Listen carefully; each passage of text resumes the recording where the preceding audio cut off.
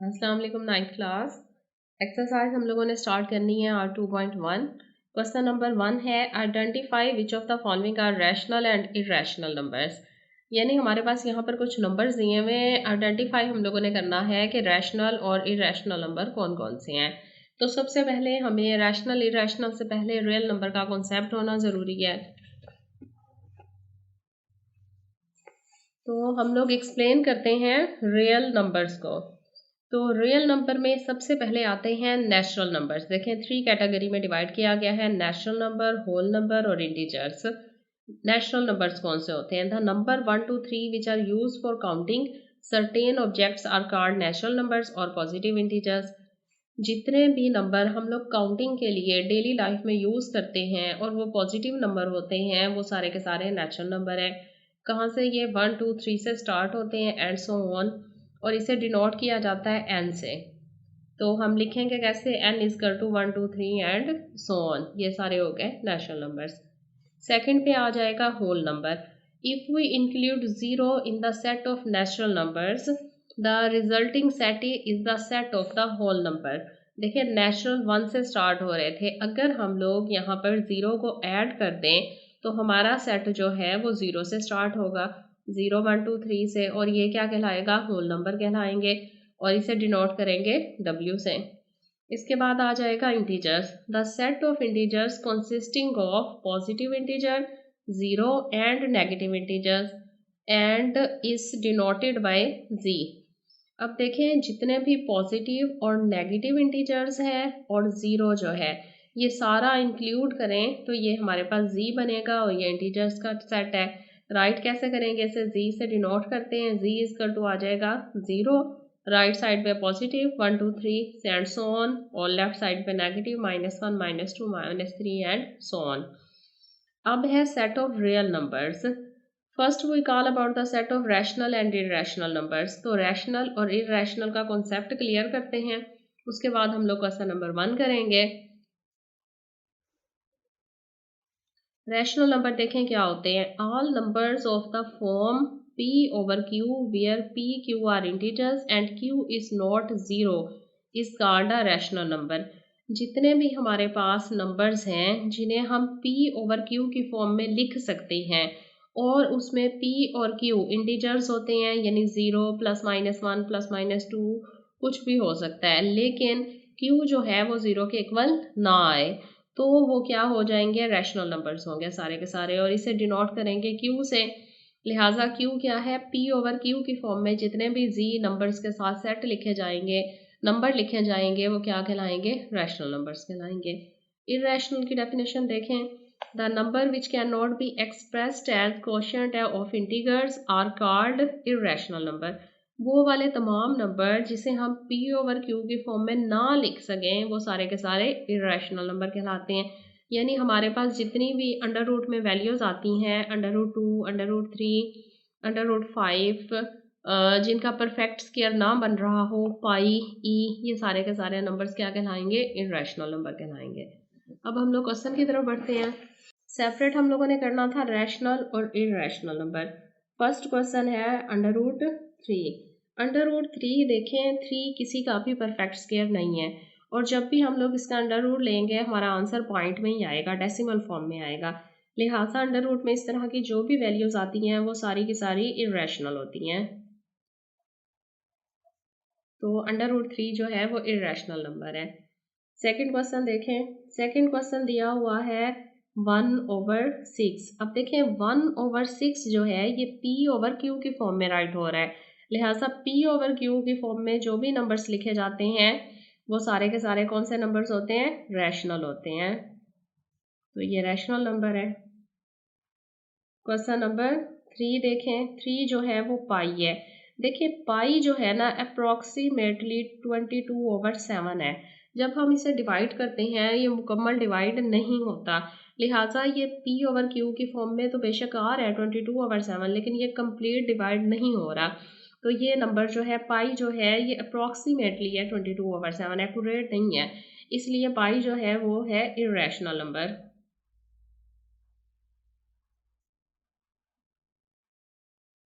4 देखते हैं। 4 है 15/2। ये भी P ओवर Q के फॉर्म में लिखा गया है, लिहाजा ये रैशनल नंबर है। 5 पार्ट देखें इसका 7.25। अब देखें 7.25 को अगर हम लोग पॉइंट ख़त्म कर दें, डेसिमल फॉर्म से फ्रैक्शन की फॉर्म में ले आएँ, तो ये आ जाएगा 725 डिवाइडेड बाय 100। तो ये कौन सा नंबर आ जाएगा? P ओवर Q की फॉर्म में आ जाएगा, लिहाजा ये भी रैशनल नंबर है।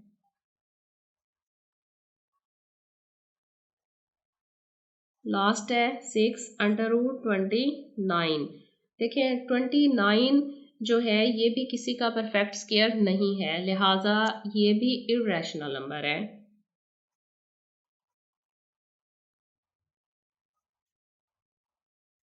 अगर 29 की जगह 25 होता तो ये क्या हो जाना था? परफेक्ट स्क्वायर हो जाना था, और ये क्या आ जाना था? रैशनल नंबर आ जाना था। अब ये √29 है, √29 किसी का परफेक्ट स्क्वायर नहीं है, लिहाजा ये इर्रेशनल नंबर है। क्वेश्चन नंबर 2 है 2.1 का, convert the following fractions into decimal fraction. सिर्फ हम लोगों ने ये जो फॉलोइंग फ्रैक्शंस हमारे पास दी हुई है इसे डेसिमल फ्रैक्शन में लेकर आना है। तो कैलकुलेटर से हम लोग 17 को डिवाइड करते हैं 25 से, तो आंसर हमारे पास आ जाएगा 0.68। ये हमारे पास प्रॉपर फ्रैक्शन थी और ये डेसिमल फ्रैक्शन आ गई। इसी तरह सेकेंड पार्ट है 19/4। 19 डिवाइडेड बाई 4 करें तो आंसर आ जाएगा 4.75। थर्ड पार्ट है 57 डिवाइडेड बाई 8। 57 को डिवाइड करते हैं 8 से तो आंसर आएगा 7.125। इसी तरह फोर पार्ट है 205 डिवाइडेड बाई 18।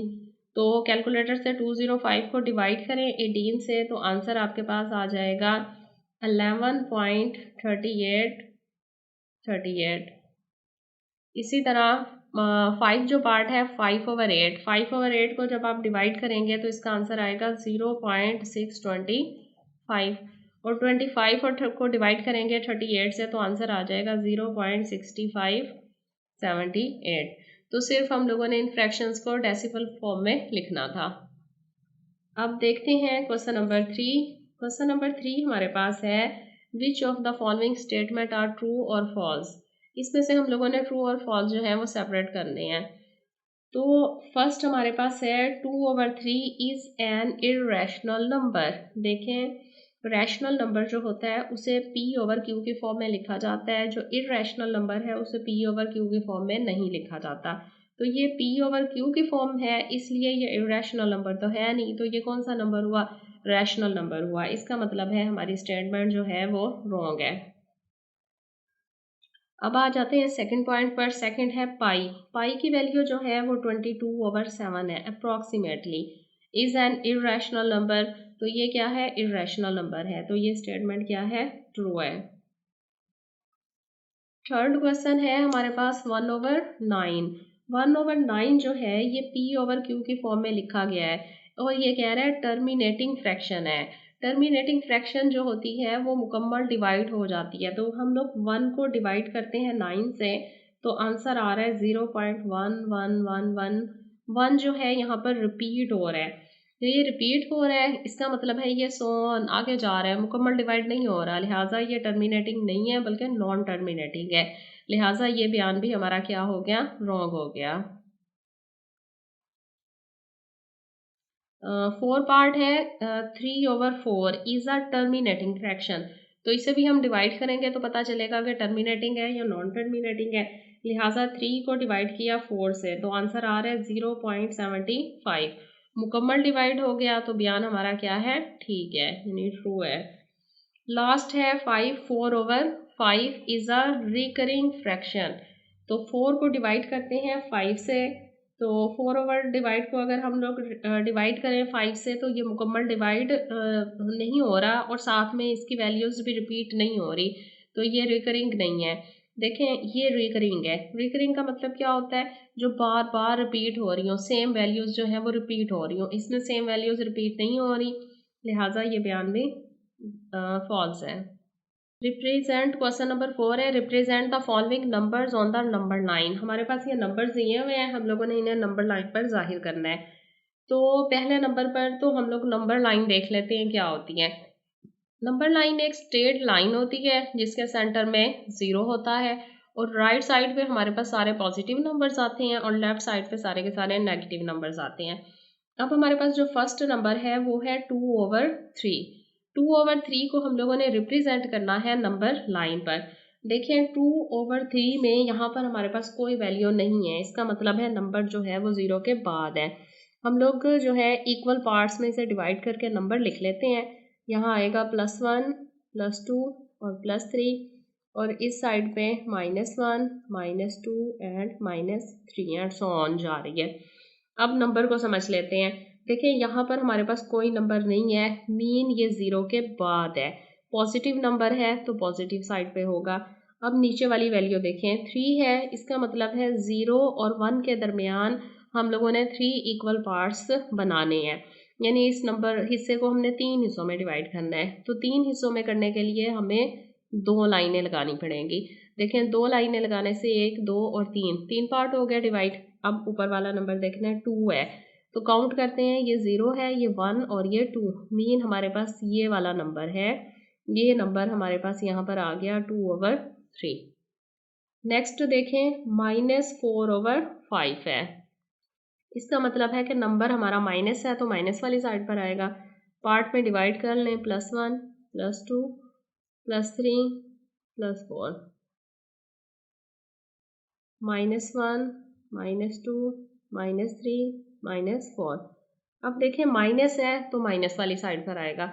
सेकंड पॉइंट हम लोगों ने ये देखना है, नीचे जो है यहाँ पर कोई वैल्यू नहीं है, इसका मतलब है 0 के बाद ही आएगा और 0 के बाद 5 है यहाँ पर नीचे, तो 5 पार्ट्स में 0 और माइनस के दरमियान हम लोगों ने 5 पार्ट करने हैं।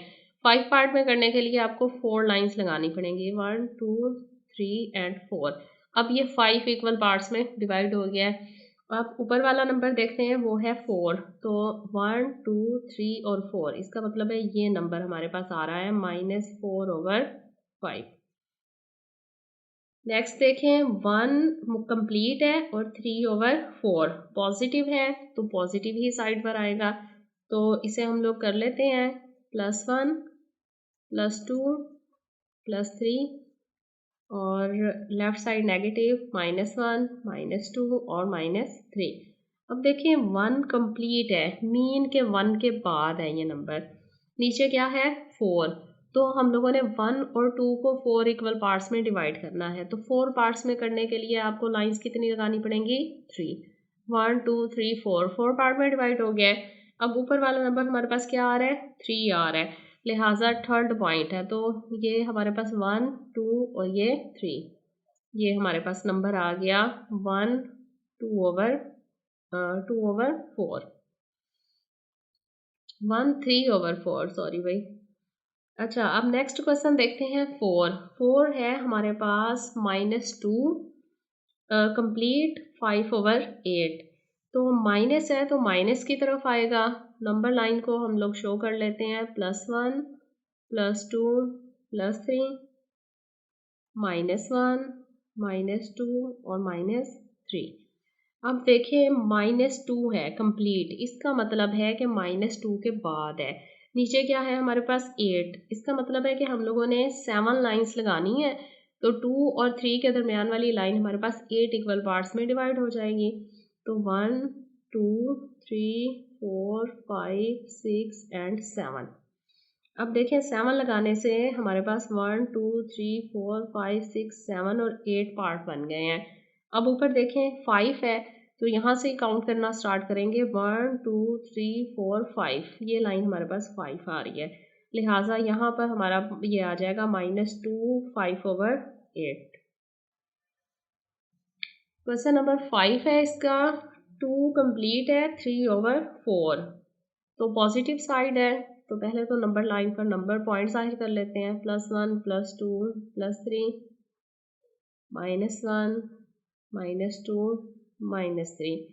अब देखें ये 2 है, तो 2 के बाद आएगा, उसके बाद जो है 4 है नीचे, तो इसका मतलब है 2 और 3 लाइन को हम लोगों ने 4 इक्वल पार्ट में डिवाइड करना है, तो 4 पार्ट्स में करने के लिए हम लोग 3 लाइन्स लगाएंगे।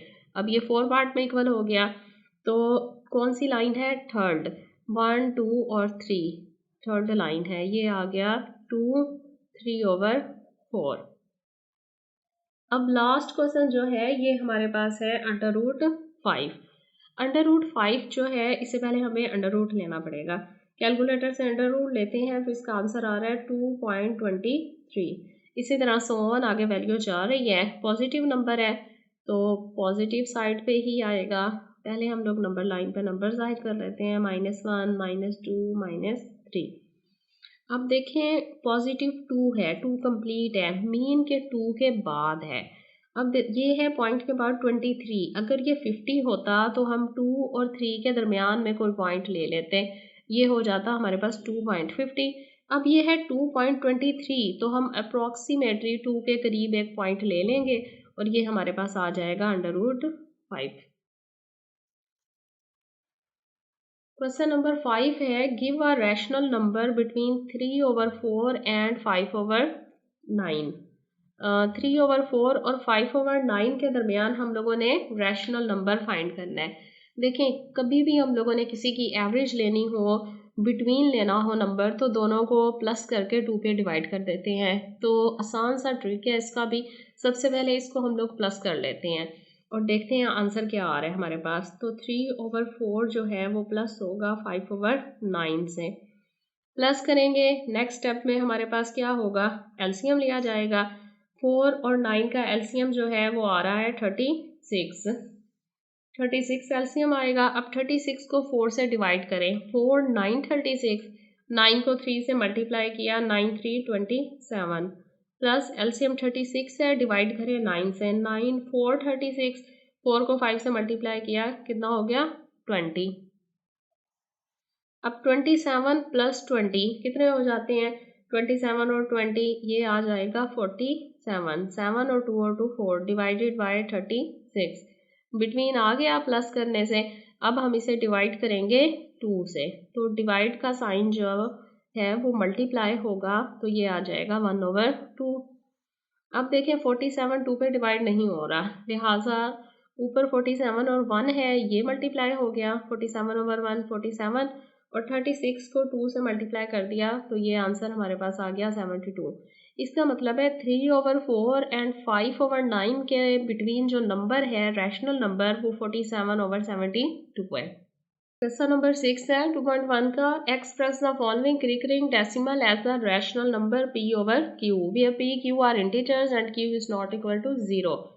हमारे पास ये रिकरिंग जो है वो नंबर्स दिए हुए हैं और इन्हें हम लोगों ने p/q की फॉर्म में लेकर आना है, रिकरिंग नंबर्स को, यानी रैशनल नंबर में जो है वो लेकर आना है।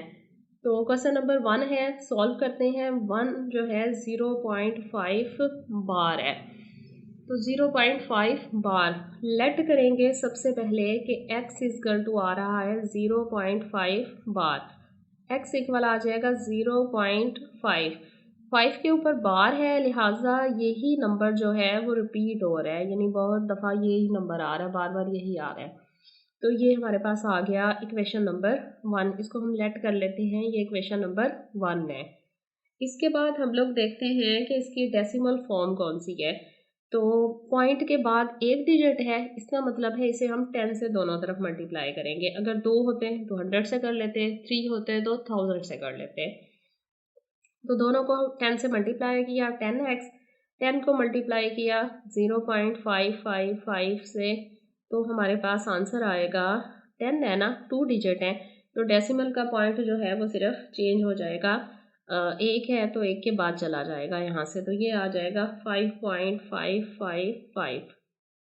अब ये हमारे पास इक्वेशन नंबर 2 आ गई। अब दोनों इक्वेशंस को हम लोग सब्ट्रैक्ट कर लेते हैं, इक्वेशन 1 एंड इक्वेशन 2 को। दोनों को सब्ट्रैक्ट करेंगे, देखें 2 में से 1 सब्ट्रैक्ट होगी तो 2 था 10x माइनस 1 थी x इक्वल, इसी तरह इसका आंसर क्या आ रहा है 5.555 माइनस x का क्या है 0.555 एंड सो ऑन।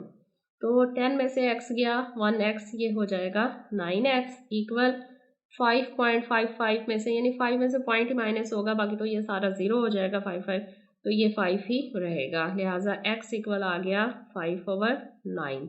तो ये हमारे पास रैशनल नंबर आ गया रिकरिंग फ्रैक्शन का 5/9। और इसी तरह अब हम लोग इसके नीचे करते हैं start question number 2। Question number 2 हमारे पास है 0.13 बार।